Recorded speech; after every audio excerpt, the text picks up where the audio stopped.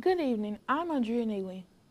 And I'm Kira French. Welcome to this 2024 special edition of Broadcast Bootcamp News, focusing on health disparities in Mississippi. This show is made possible thanks to a unique partnership between the University of Southern Mississippi School of Media and Communication, the Mississippi Association of Broadcasters, and the Mississippi Scholastic Press Association. This year's Broadcast Bootcamp also will not be possible without financial backing from the Dow Jones News Fund, so we thank them for their monetary support. For our next two newscasts, we will explore the critical health disparities affecting Mississippians. We'll examine the issues through the lenses of race and ethnicity, gender, education, household income, and rural versus urban status. And we'll also look at the efforts of the state to address these pressing issues.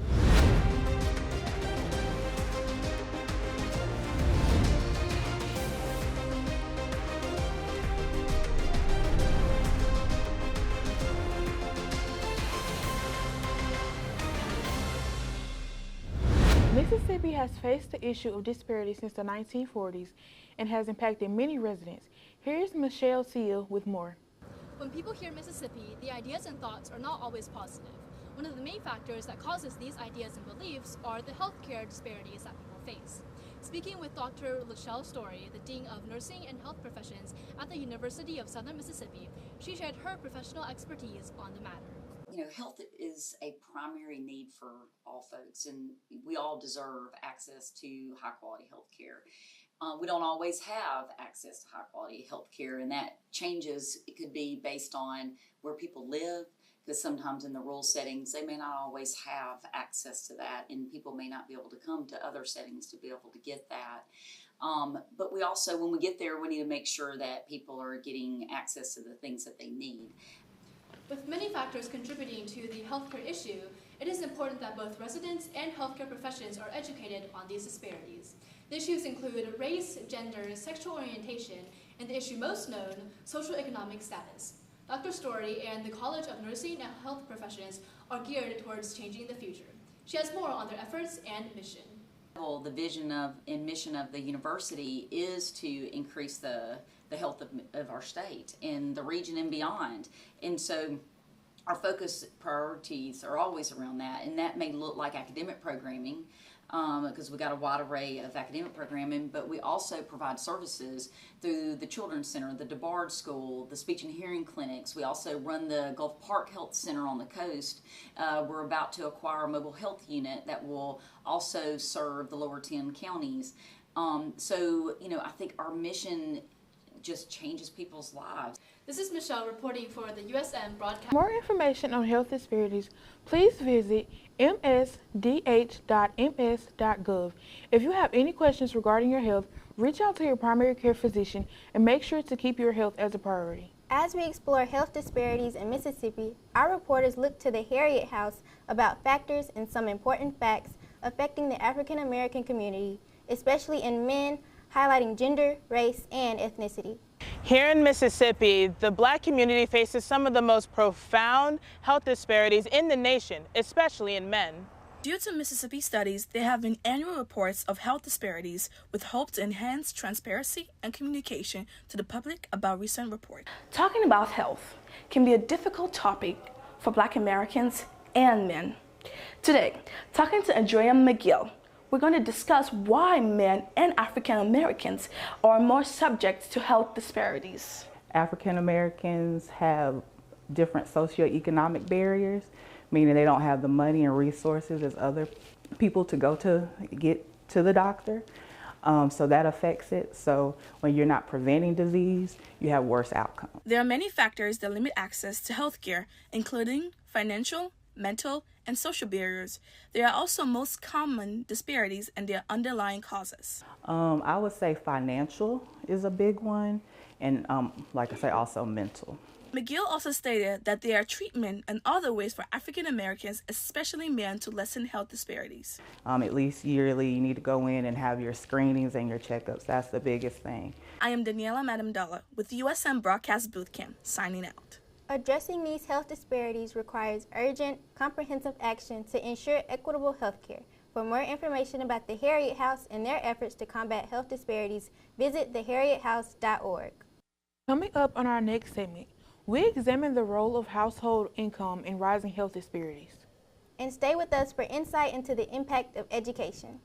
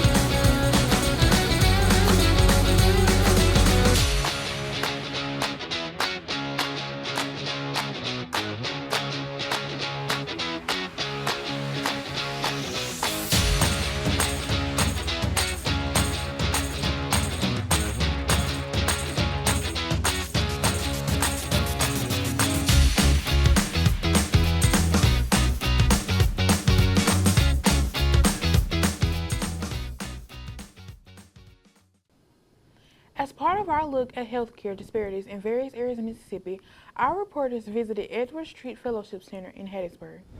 I am Morgan Grace Brewer with the USM Broadcasting Bootcamp, and today we're reporting from the Edward Street Fellowship Center here in Hattiesburg, Mississippi. Today we were speaking with an official from the center to discuss lower income health disparities and what organizations such as themselves are doing to combat these growing issues. This is Mississippi, so regardless of income, we have a lot of people in our state who struggle with diabetes and high blood pressure, high cholesterol, because we love our food in Mississippi, and that shows in our health. But for low-income people, the difference is many times if they don't have insurance, they may know that they have those chronic conditions, but they can't afford to do anything about it. They can't afford to even buy a blood pressure cuff to keep up with what is my blood pressure doing? Someone who falls in that income category struggles with transportation, paying for safe and adequate housing. They struggle with everything. Well, I think our country is moving in a positive direction of realizing that not everybody has the same access to health care and trying to help people get the help they need. There are sliding scale clinics, which are FQHCs, federally qualified health centers. We're a free clinic. I am Morgan Grace Brewer with the USM Broadcasting Bootcamp, and I am signing off. Learn more about Edward Street Fellowship Center and its free healthcare clinic through their website at edwardstreetfellowship.org. Education level is another factor that affects whether people can get easy access to healthcare. Andrea Neely has the story. Have you ever had issues with getting access to healthcare based on your education level? Most of us have noticed Mississippi is more behind than other states in public education. Adult Mississippians with no high school education have a significantly higher percentage of high cholesterol compared to college graduates who have the lowest percentage.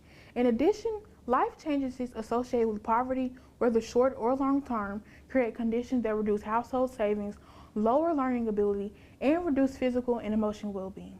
Even if they go to engage in the healthcare system, they might not have the financial resources, even if the doctor tells them, hey, I need you to go and get this medicine, it's going to be this cost.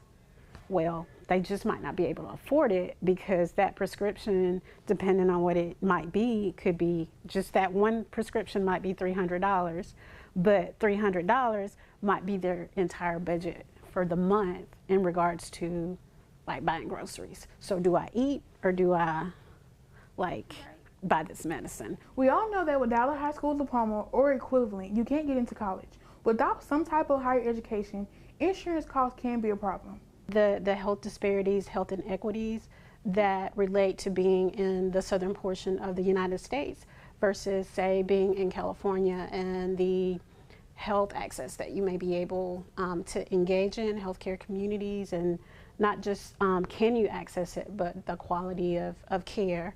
So the more education that you have, you are more than likely able to navigate the healthcare system.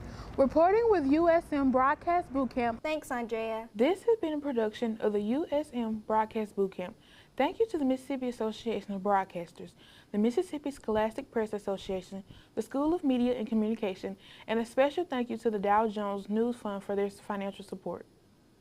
If you would like to participate next year, contact Dr. Ed Simpson at edgar.simpson@usm.edu. Thank you again.